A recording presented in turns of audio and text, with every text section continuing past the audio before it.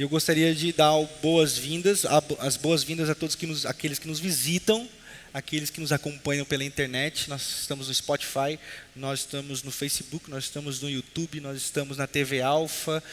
E Deus nos abençoe. Amém. Amém. Hoje nós vamos conversar sobre a parábola do filho pródigo.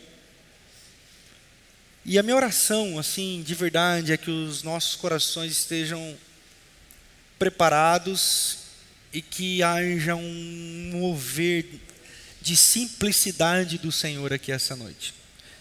Nós acabamos de cantar. Quero mergulhar mais fundo. Eu quero ir mais fundo no Senhor.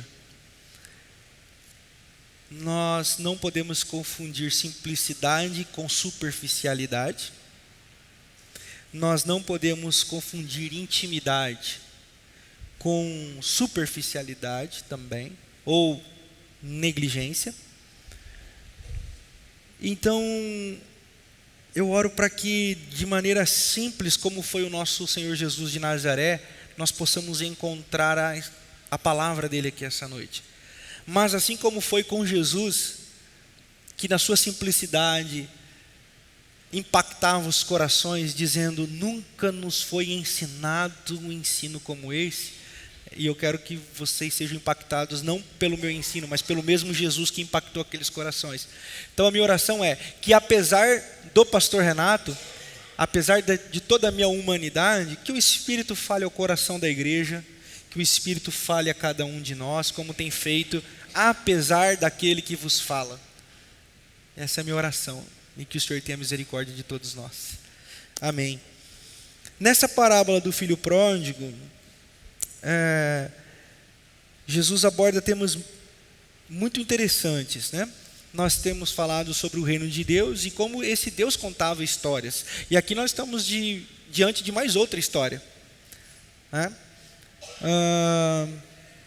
Eu tentei dizer para vocês domingo passado que o reino de Deus, ele é discernido através da chave hermenêutica de Jesus de Nazaré, ou seja, tudo aquilo que Jesus falou e fez sinaliza o reino.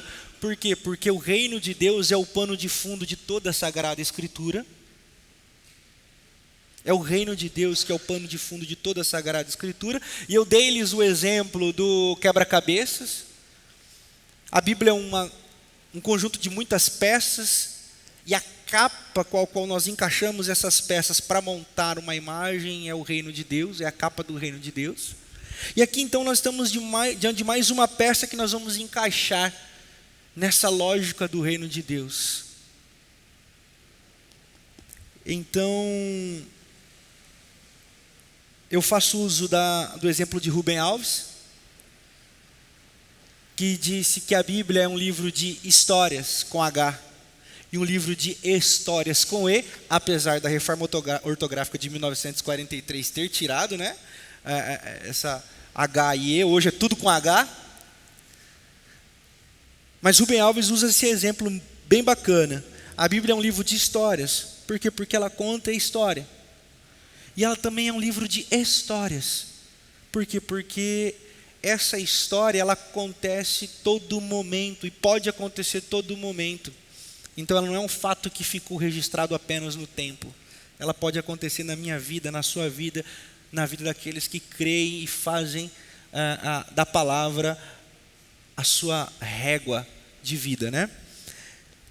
Então, quando nós vamos para a parábola do rico insensato, nós não apenas vamos pensar sobre o que ela está querendo dizer para nós, porque essa é uma parte da jornada.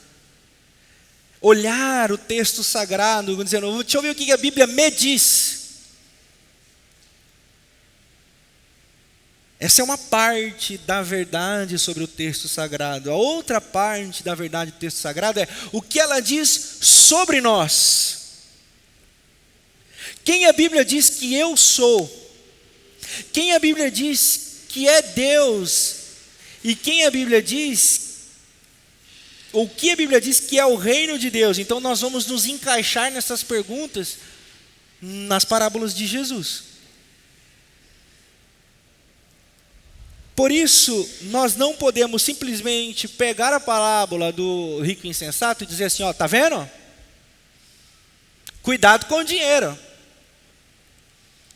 Porque o dinheiro te pega daqui, pega de lá, tal. Bacana. É verdade, mas é muito superficial, porque esse texto está dizendo sobre nós. Sobre as motivações dos nossos corações. E Jesus conta uma história. Perdoe-me a reforma de 1943, mas eu vou fazer o uso aqui. Ele conta uma história sobre nós aqui essa noite. O texto de Lucas, capítulo 12, eu convido você a abrir comigo aí. A partir do verso de número 13, nos situa para que a gente entenda todo o contexto, para quê? Para que a gente não fique só na superficialidade, mas que a gente, com muita simplicidade, humildade, nos permitamos, sei lá, a gente se permite, vamos lá, assim, a gente se permite dizer, ou deixar a Bíblia dizer quem a gente é. E nesse exame de dizer que a Bíblia diz quem a gente é, nós começamos a discernir o reino de Deus. Por quê, pessoal? Porque foi o próprio Jesus que disse que o reino de Deus não está ali, o reino de Deus não está lá, o reino de Deus não é isso, o reino de Deus não é aquilo, o reino de Deus não é a primeira igreja batista em Botucatu, o reino de Deus não é a igreja Assembleia de Deus e qualquer outra denominação. O reino de Deus não é isso. O reino de Deus está dentro de cada um de nós. E é sinalizado por aqueles que são inundados e se deixam inundar por esse reino que flui de dentro para fora. Então, quando Jesus conta essas histórias, ele nos situa para que a gente possa se encontrar nesse movimento de sinalização do reino, que não é lá nem cá, mas dentro de cada um de nós. E hoje nós temos diante de nós esse texto sagrado, a partir do verso 13, vai ser projetado aqui. Alguém na multidão lhe disse, mestre, e ele, ualá, estou brincando, dize ao meu irmão que divida a herança comigo. Respondeu Jesus, homem, quem me designou juiz ou árbitro entre vocês? Então lhes disse, cuidado, fiquem sobre aviso contra todo tipo de ganância. A vida de um homem não consiste na quantidade dos seus bens. Então lhes contou essa parábola. A terra de certo homem rico, ele já era rico, pessoal, produziu muito. Ele pensou consigo mesmo, o que vou fazer? Não tenho onde armazenar a minha colheita. Então disse, já sei o que eu vou fazer. Vou derrubar os meus celeiros e construir outros maiores. E ali guardarei toda a minha safra e todos os meus bens. E direi a mim mesmo, você tem grande quantidade de bens armazenados para muitos anos. Descanse, coma, beba e alegre-se. Versículo 20, contudo, Deus lhe disse, insensato, essa mesma noite a sua vida lhe será exigida. Então quem ficará com o que você preparou? Assim acontece com quem guarda para si riquezas, mas não é rico para com Deus. Amém. Amém. É interessante, porque era costume da tradição judaica os rabinos, ou os rabis, serem outorgados juízes de determinadas causas, e principalmente das causas daqueles que o seguiam. Conta-se uma história em Israel que um rabi não era muito procurado para arbitrar decisões no meio do seu povo. Ele falou assim, eu vou embora, porque ninguém me estabelece como juiz. Ele vazou para o sul, porque ninguém dava causa para ele julgar. Então, as pessoas estão ouvindo Jesus e alguém se levanta da multidão e diz assim, Senhor, julga a minha causa. Ele está dizendo assim, Rabi, julga a minha causa. Provavelmente, quem diz isso é um irmão mais novo, que foi traído ou injustiçado pelo irmão mais velho que ficou com toda a herança. Ele diz assim: o meu irmão mais velho deu o bote, garfou a minha parte na herança, julga a minha causa, porque fui injustiçado. E Jesus chama ele de homem. Homem, essa é uma expressão rude dentro da tradição judaica, ou seja, Jesus foi ríspido ao responder, porque quando ele diz homem, ele não diz amigo, ele não diz filho, ele não diz discípulo, ele não diz irmão, ele diz homem. Então ele está dizendo assim: não tenho causa contigo, eu não tenho nada contigo. Então ele diz: homem, por acaso eu fui instituído juiz da causa de vocês? E quando eu pensei nessa primeira parte, eu falei assim: rapaz, qual é que é, Jesus? Estamos aí diante de uma injustiça.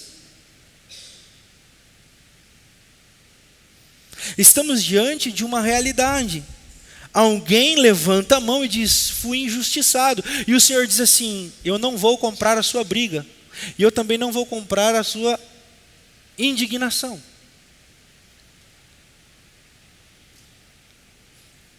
E depois ele conta uma história, porque o nosso Jesus é assim, ele responde as coisas contando histórias. Por isso que Jesus não era reconhecido como um teólogo formal. Porque muitas vezes ele não respondia com a Torá. Ele não respondia com a teologia, ele respondia com histórias da vida. Pode-se suspeitar de que até os teólogos daquela época não respeitavam muito Jesus como teólogo. Estou usando a palavra teólogo, mas você pode colocar intérprete da lei, perito na lei, fariseu, ok? Mas nesse primeiro ponto eu gostaria de dizer o porquê, na minha concepção, então aqui é apenas um convite interpretativo, com o pano de fundo do reino de Deus. A primeira perspectiva que eu quero dar para vocês essa noite: por que Jesus não comprou a indignação ou a injustiça do irmão mais novo? Porque o coração daquele irmão queria a razão e não a reconciliação. Porque o coração daquele irmão queria o dinheiro e não a justiça. E Jesus, ele não tem por obrigação dar razão a ninguém, nem comprar briga de ninguém por causa de ego. Jesus e o reino de Deus não tem por compromisso honrar nada nem a ninguém por causa de ego inflamado e de dores causadas por causa do apego material. Jesus então lê nas palavras daquele homem a seguinte expressão: Jesus, eu quero meu dinheiro. A treta, irmãos, a briga, a confusão já estava armada, eles já tinham se separado. E a fala daquele homem não era: reconcilia-me com meu irmão, devolva-me de volta a minha casa, para que eu reconcilie, para que haja paz na minha casa. Jesus não lê dessa maneira, porque o homem não expressa isso. O homem simplesmente diz: eu quero vingança, eu quero justiça, eu quero o que é meu de direito. E Jesus diz assim: não sou o juiz desse tipo de causa. Por quê? Porque o meu reino não tem a ver com que você tem razão ou você não tem razão. O meu reino tem a ver com o espírito de reconciliação. O meu reino tem a ver com o espírito de perdoai aqueles que vos devem, assim como eu perdoo as vossas dívidas. O meu reino, ele tem a ver com aproximação, com a amizade, e não com uma justiça que não faz uma autocrítica. Por isso que o Evangelho de Jesus, ele não está condicionado a causas pessoais no âmbito da vingança. No âmbito do quem com ferro fere, com ferro será ferido. Isso não é a lógica, ou essa não é a lógica do reino de Deus. Olho por olho, dente por dente, não é a lógica do reino de Deus. A lógica do reino de Deus é reconciliação. E para explicar esse contexto, Jesus adverte dizendo: Cuidado. Cuidado, porque o coração de vocês podem ser contaminados e vocês se tornarem pedintes de causas pessoais e vocês perderem a perspectiva do reino de Deus. Porque no reino de Deus o que tem valor é a vida humana e não aquilo que ele possui. No reino de Deus ninguém é porque tem. No reino de Deus ninguém é porque chegou em determinada escala da sociedade. No reino de Deus todos e todas são pelo fato simples de existirem. No reino de Deus as pessoas existem porque elas são pessoas. Evangelho. Gálatas capítulo 3, versículo 27 e versículo 28 diz assim: porque Jesus Cristo é tudo em todos, e porque Ele é tudo em todos, no reino de Deus, ou em Jesus, não há homem nem mulher, não há judeu nem grego, não há escravo nem livre. Por quê? Porque em Jesus as pessoas são. E para explicar isso, ele conta uma história, a história de um homem que já era rico, e ele plantou, e há um ditado que diz que dinheiro chama dinheiro, sim ou não? Quem acredita nisso? Estou brincando. Dinheiro chama dinheiro, e esse homem já era rico, e ele planta, e dá tudo certo para ele, e ele se torna mais rico.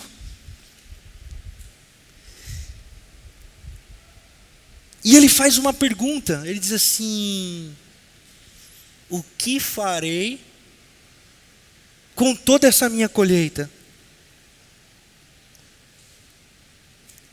Bom, primeiro é necessário entendermos que esse homem está sozinho. Porque ele conversa com ele mesmo, ele responde para ele mesmo, ele projeta as coisas dele mesmo, e ele planeja usar ele mesmo as coisas que ele ganhou, e no fim, ele está sozinho novamente. Dentro da tradição de Israel, os grandes produtores e os piedosos produtores, eles eram rodeados de amigos. E toda grande decisão passava sempre por conversas em rodas de amigos.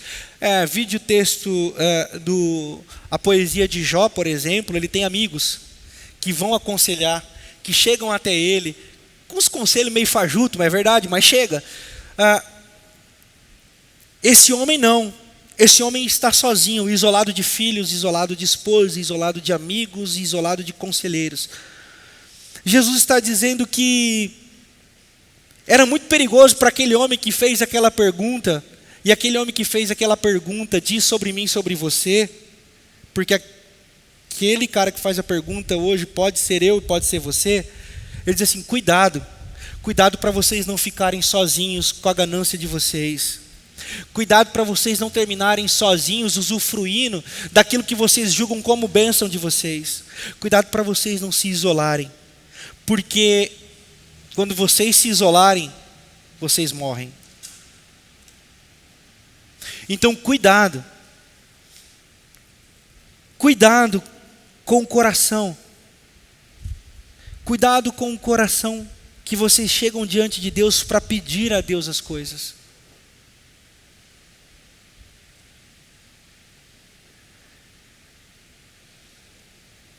O trabalho, meu irmão, minha irmã, é uma bênção de Deus. Usufruir do trabalho é uma bênção de Deus. Infelizmente, nós fomos influenciados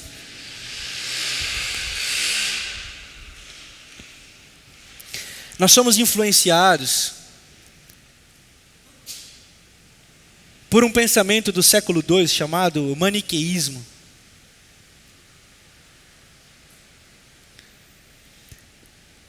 E um movimento chamado ascetismo. E eu vou explicar. Eram movimentos filosóficos, de pensamentos e práticas de vidas que diziam: a carne não serve para nada, o corpo não serve para nada, o que vale mesmo é o espírito.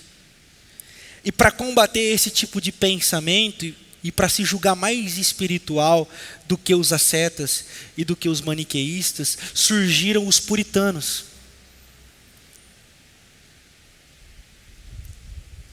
Agostinho era maniqueísta, influenciado por Platão. Agostinho se converte ao Evangelho e influencia todo o pensamento cristão. Calvino é muito influenciado pelo pensamento agostiniano,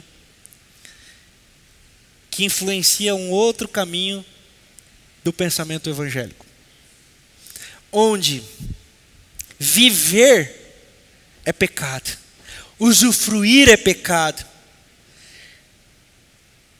o labor do trabalho torna-se um fardo, ao ponto de hoje nós temos que responder, nós pastores, chegamos aos absurdos de responder as seguintes perguntas: pastor, eu não sei se eu faço faculdade ou se eu sirvo a Deus.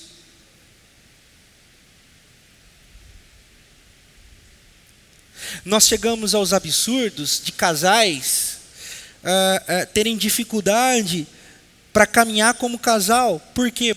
Porque foram manchados pela perspectiva de que a vida conjugal, do que o labor da família, ser desfrutado como família, é uma bênção do Senhor. Essa é uma perspectiva.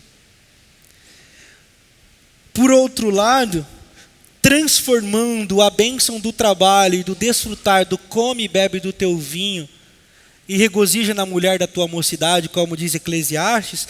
Por outro lado, a perversão do coração humano foi atingido por uma teologia chamada teologia da prosperidade.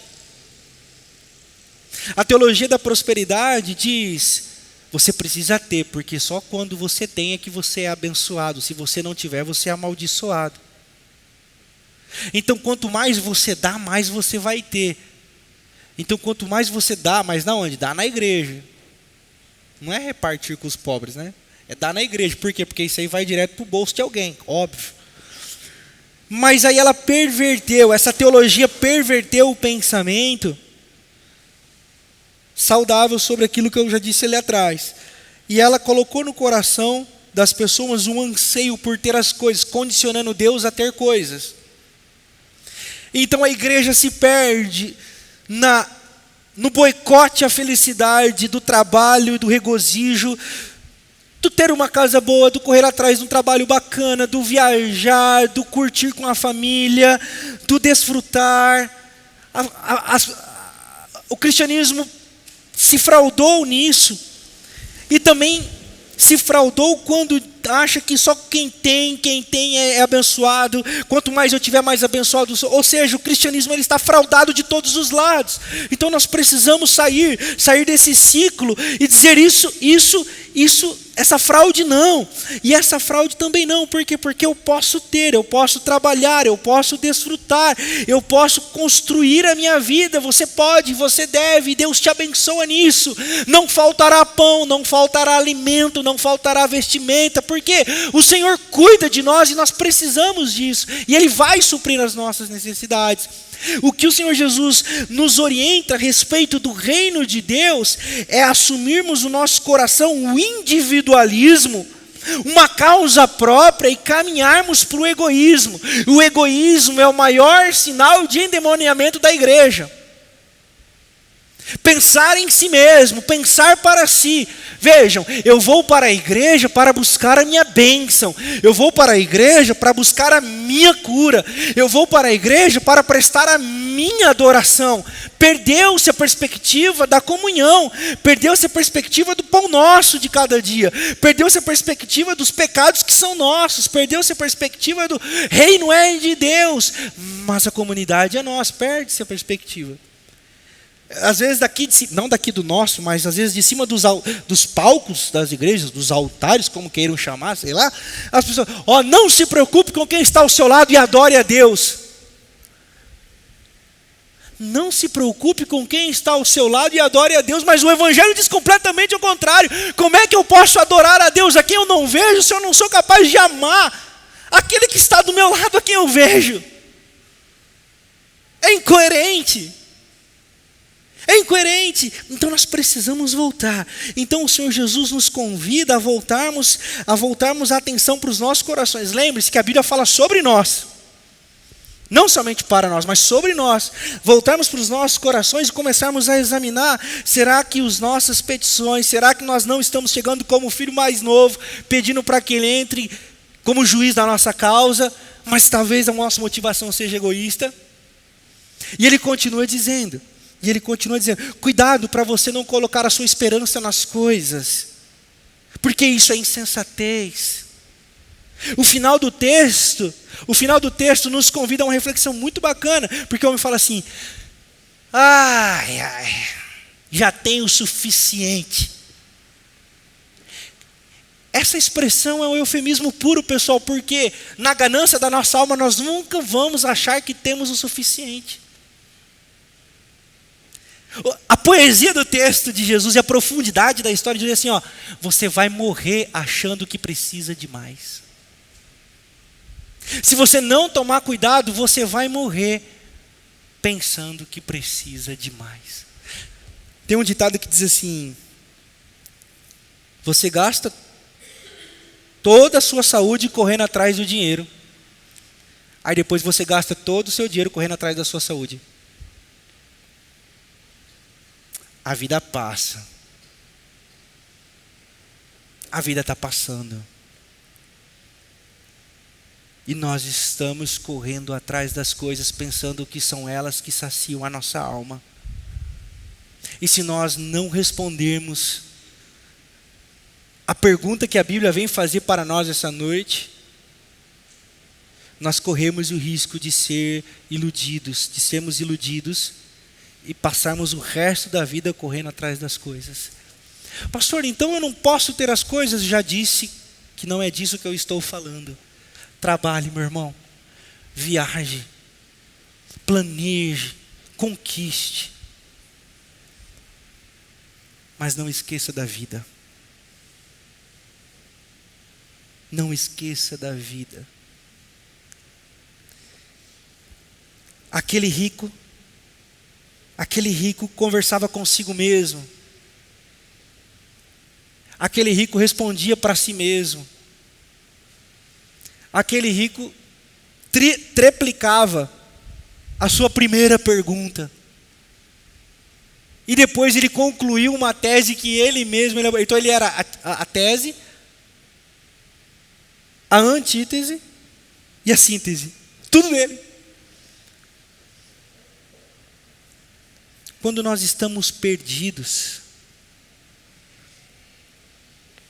nós começamos a pensar somente dentro da nossa lógica.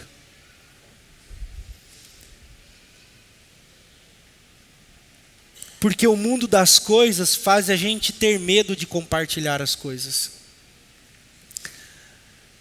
Dizendo isso aqui para vocês, eu me recordo de um teólogo chamado Ambrósio, do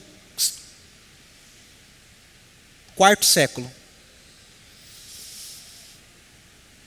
Ele diz assim: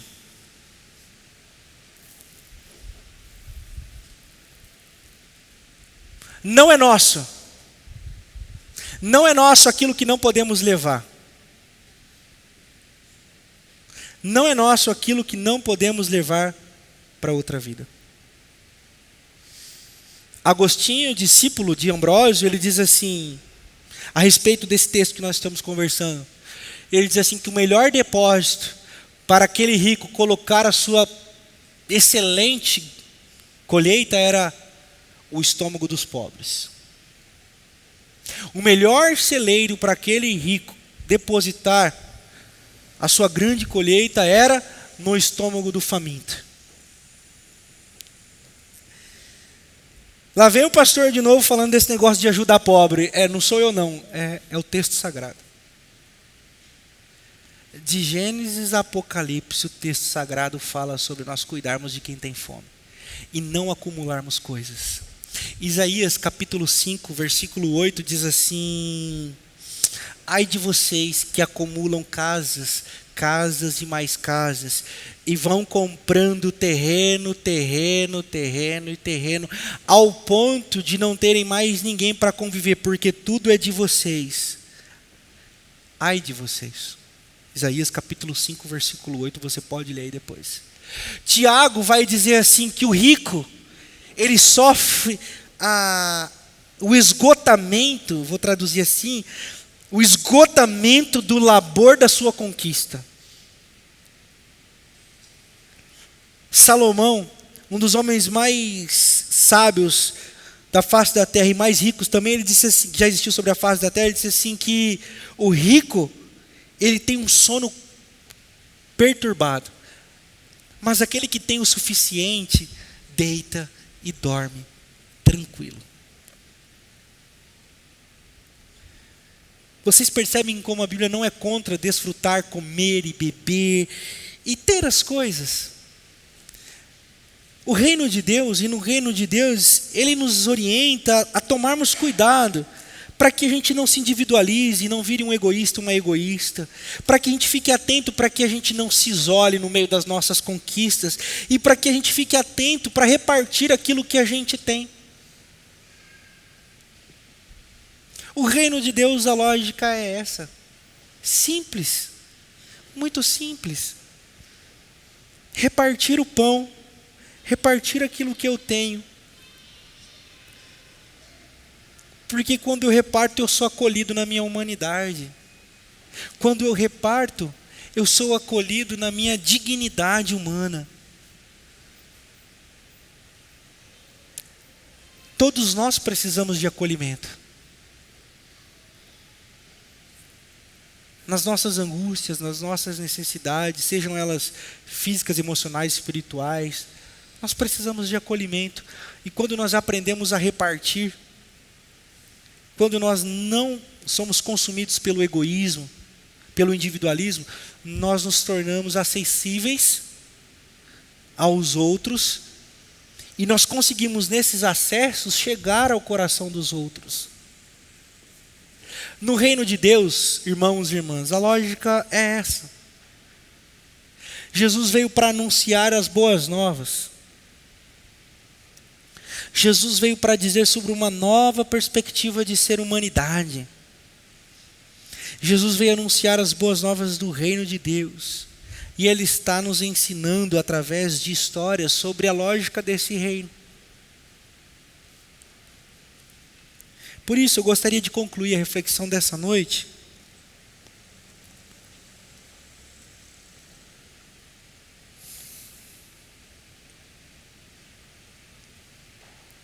dizendo para você assim, a Bíblia talvez está dizendo para você hoje, você está muito sozinho, hein?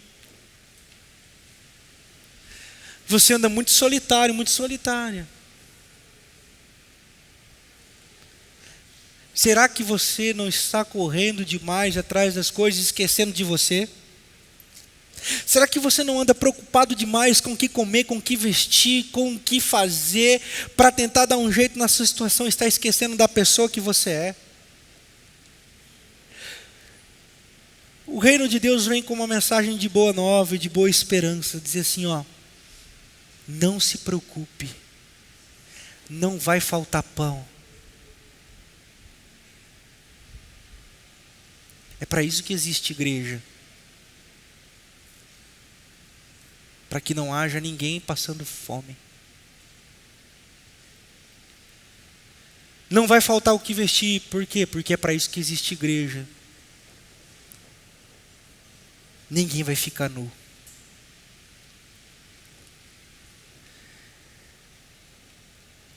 Ninguém vai passar sede, porque é para isso que existe igreja. Que nós repartimos a água.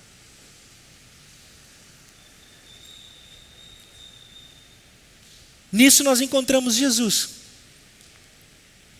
Estive com fome, vocês me deram de comer. Eu estive com frio e vocês me deram roupa. Eu tive sede e vocês me deram de beber. E às vezes eu estava preso, solitário, sozinho, e vocês me encontraram. Nós queremos encontrar você essa noite. O Senhor Jesus quer encontrar você e dizer assim: saia desse lugar de solidão. O sofrimento, ele é humano e tolo, e sem pouca sabedoria é aquele que nega o sofrimento. Já diria a poetisa que existir é sofrer, mas você não precisa passar por isso sozinho ou sozinha. Às vezes o casal está sofrendo, estão se sentindo sozinhos. Às vezes você sozinha no seu quarto chora, se sentindo sozinha, se sentindo sozinho. O reino de Deus vem para trazer a esperança de que você não está sozinho. É por isso que nós nos encontramos, para sermos encontrados e encontrarmos a esperança.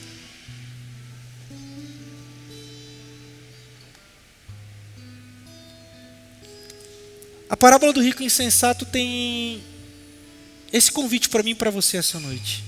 Não corra atrás das coisas. Não se preocupe com as coisas.